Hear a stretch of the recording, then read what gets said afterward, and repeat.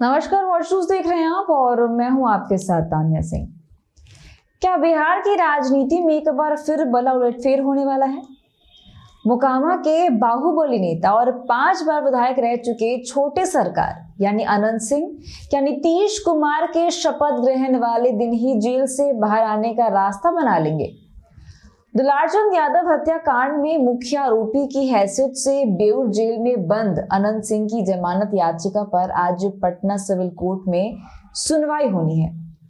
ऐसे में राजनीतिक गलियारों में सवाल ने हलचल मचा दी है कि क्या न्यायिक फैसला एक बार फिर बिहार की राजनीति में गर्मी ला देगा?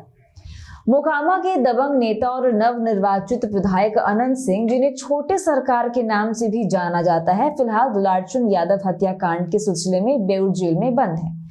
उन्होंने अपनी गिरफ्तारी के बाद पटना सिविल कोर्ट में जमानत याचिका दाखिल की है, जिस पर गुरुवार को सुनवाई निर्धारित है, यानी कि आज।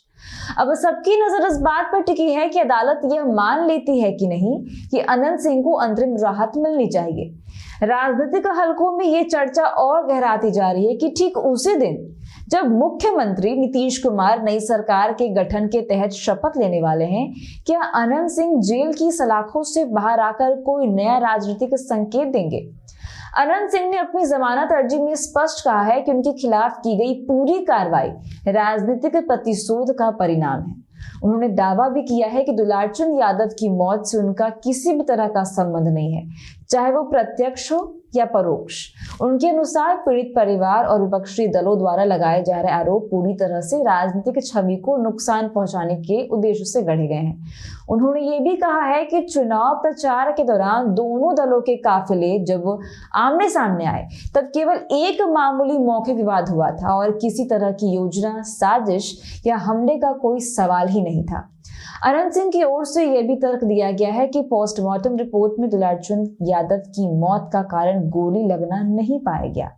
रिपोर्ट्स के मुताबिक मौत भारी चोट के कारण हुई और यही वजह है कि अनंत सिंह का कहना है कि जब हत्या का तरीका ही वही नहीं है जो उन पर आरोपित किया गया है, तो उनके खिलाफ दर्ज मामला कई संदेह उत्पन्न करता है। उन्होंने दावा भी किया कि गिरफ्तार होने के बाद उन्होंने जांच एजेंसियों के साथ पूरी तरह सहयोग किया है और उनके पास से कोई हथियार, अवैध वस्तु या आपत्तिजनक सामान बरामद नहीं हुआ। इसके बावजूद उन्हें मुख्य आरोपी के तौर पर जेल भेज दिया गया। गौरतलब है कि ये मामला 29 अक्टूबर की उस घटना से जुड़ा है जब मोकामा के घोसवरी थाना क्षेत्र के बसवांचक में चुनाव प्रचार के दौरान राजद समर्थक और जनसुराज से जुड़े नेता दुलारचंद यादव की मौत हो गई थी। इस घटना के अगले ही दिन अनंत सिंह पर हत्या का आरोप तय किया गया और फिर 1 नवंबर की रात को उन्हें गिरफ्तार कर 2 नवंबर को अदालत में पेश किया गया। इसके बाद उन्हें बेऊर जेल भेज दिया गया। इसके बावजूद अनंत सिंह के राजनीतिक प्रभाव में कोई भी कमी नहीं आई। जी हां, मोकामा सीट से निर्दलीय चुनाव लड़ते हुए उन्होंने 91,416 वोट हासिल किए और 28,206 वोटों के अंतर से राजद उम्मीदवार वीणा देवी को हरा दिया।